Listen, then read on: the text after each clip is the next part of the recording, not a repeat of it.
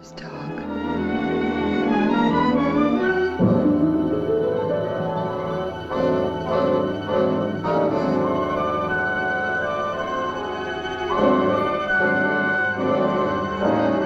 Oh, Father, stop! Stop, that's... Just relax. Sit down. Relax. You will do exactly as my voice tells you. Hit the like button, subscribe, and ring the bell.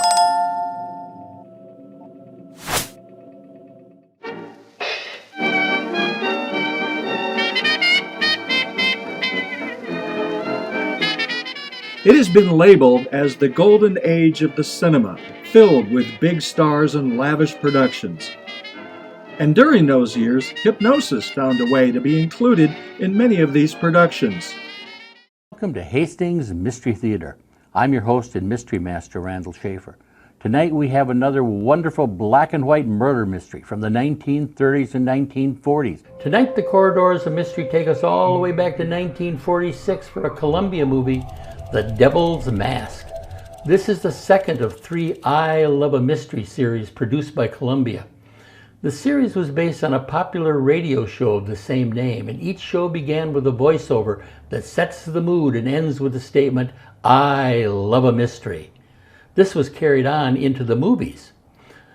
The I Love a Mystery series features the detective team of Jack Packard and Doc Long, who investigate murders that are a bit unusual, to say the least.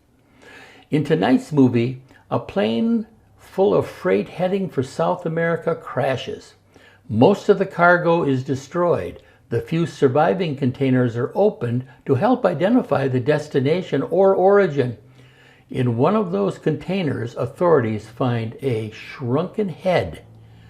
A museum containing the only example of shrunken heads identifies the area of South America where this new shrunken head must have originated.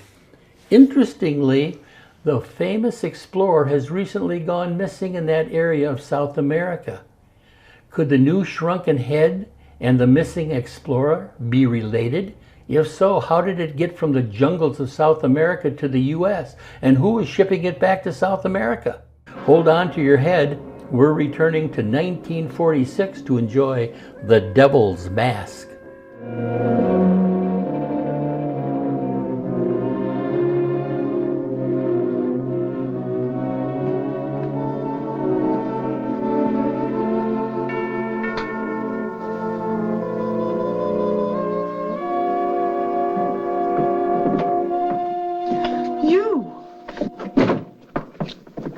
What are you doing here?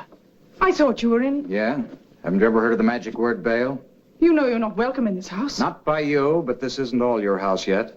I'll leave after I've seen Janet. Where is she? I don't believe... Janet! Rex, what have you done? I've got to see you. I'm afraid. More afraid than I was before. Of me? Well, why are you afraid of me? I don't know. I just don't know. If your father were here, he'd put a stop to this. How dare you speak of my father? I'll be with you in a minute. I've just got to know.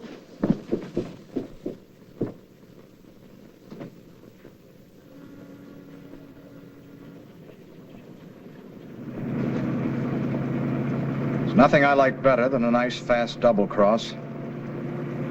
You asked me to help you. Now you're afraid of me. There's been a murder committed. Now look, I've been snooping for you, running your errands and everything else. But I don't murder. Not even for you. Oh, Rex, I'm so mixed up.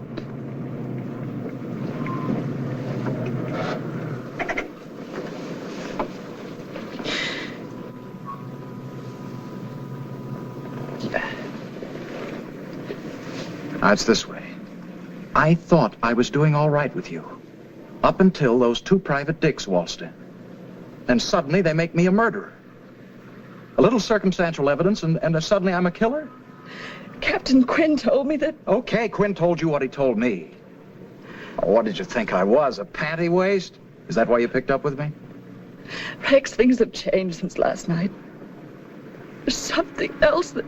Something else? Yes. You see that...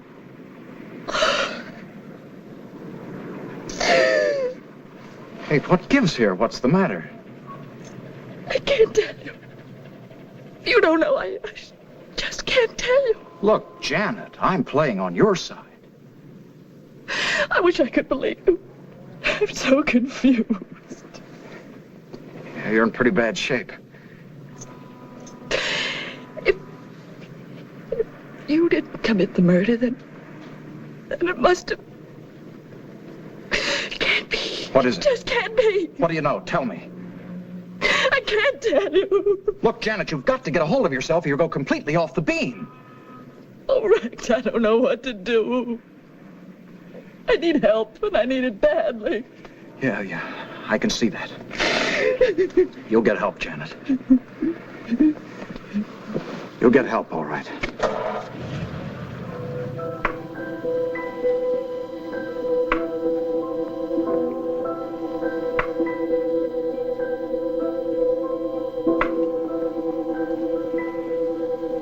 Sleep. Sleep. Just relax and float away. Rest. You're tired. So weary. You are going to rest now. Sleep and rest. And sleep and rest. Relax. Relax. Rest. That does it. Wait in my office, please, until I finish.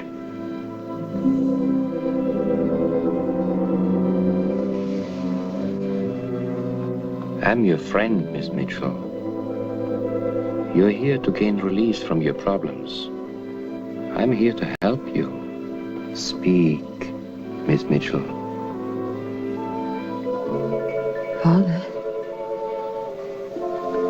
Father. Janet, my darling little girl, I want you to be able to hear my voice long after I'm gone. Father. Where are you? But your father is dead, Miss Mitchell. Yes. He must be dead. But I don't murder. Not even for you. How many dear friends do you have who know how to use a deadly blowgun? Like the one your father was using in the picture when you screamed. No. Father couldn't have had anything to do with it. I won't believe it. He's dead. They killed him. Are you sure he is dead, Miss Mitchell? Is there no uncertainty in your mind? Achilles. Achilles, you didn't bark. You didn't bark. What does it mean, Miss Mitchell? The dog didn't bark. Achilles...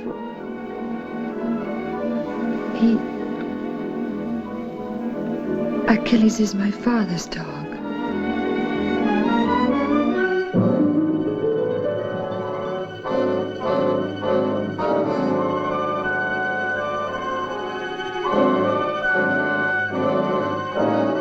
Oh, Father, stop! Stop, that's John!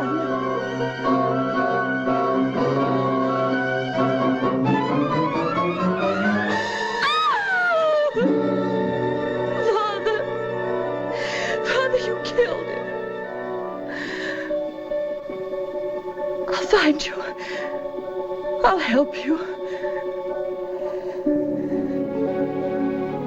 All right, Miss Mitchell. All right. There's nothing to be frightened of. Nurse, the lights, please.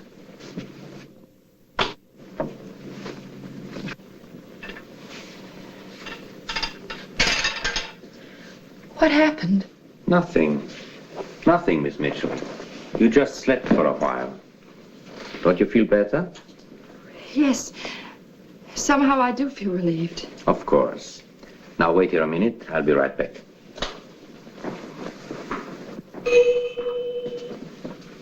Someone's in the outer office. See who it is and get rid of them. But first give the patient a sedative. Yes, doctor.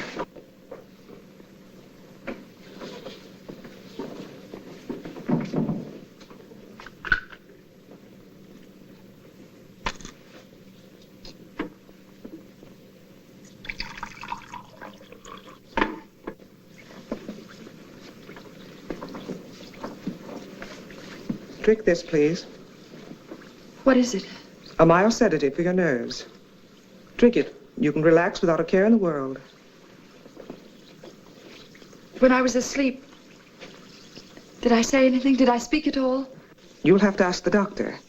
Lie down for a little, and I'll leave you alone now while you rest.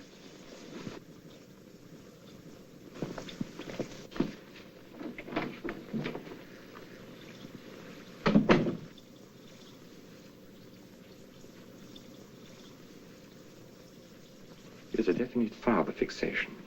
You think this caused the hysteria? No. Anyway, she thinks her father may still be alive. Then she said something like, the dog didn't bark. Well, that's her father's dog. Oh. Do you think she really believes that her father's still alive? Butler's murder? She thinks her father and mother killed him. Killed?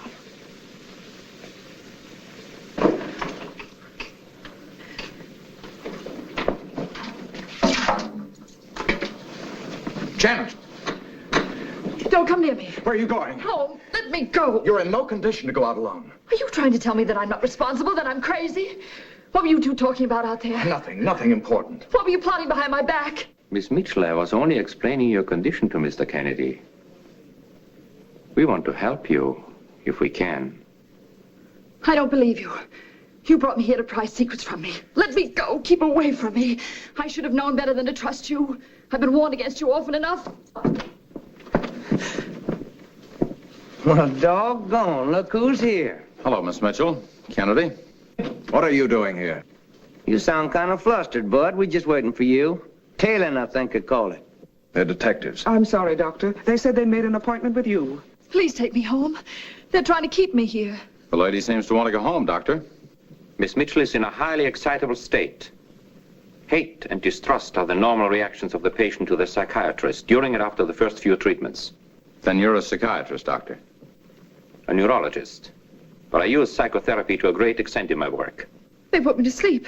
They tried to drug me. My dear Miss Mitchell, you were brought to me in a state of hysteria bordering on shock. Now, if let alone, such a condition might easily result in a severe psychoneurosis. You needed help immediately. You used hypnosis? Yes.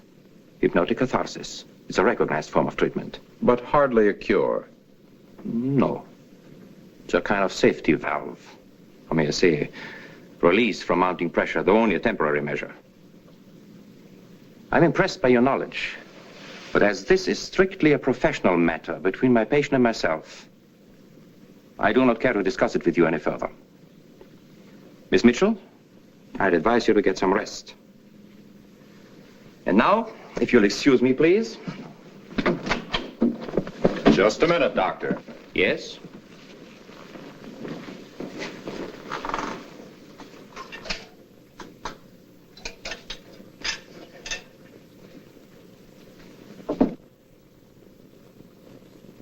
You didn't by any chance make a recording of Miss Mitchell's statements while she was asleep. Will you leave, or shall I call the police? That's a good idea. Yes, Doctor, why don't you call the police?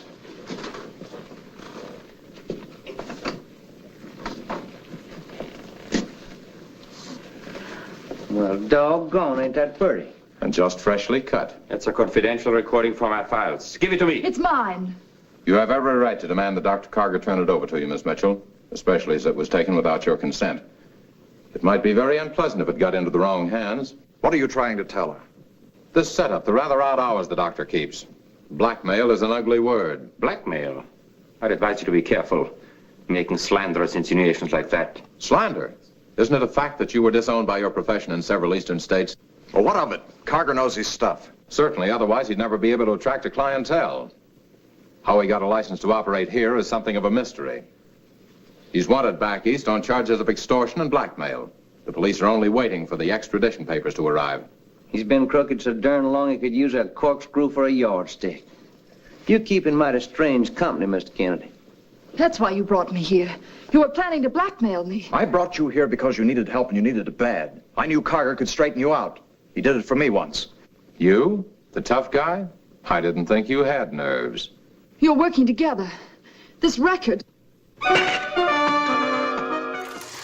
Next time on Hypnosis in the Media. I was asleep. I heard nothing. You will not remember that Miss Clinton was here. You will forget all that she has told you. Understand?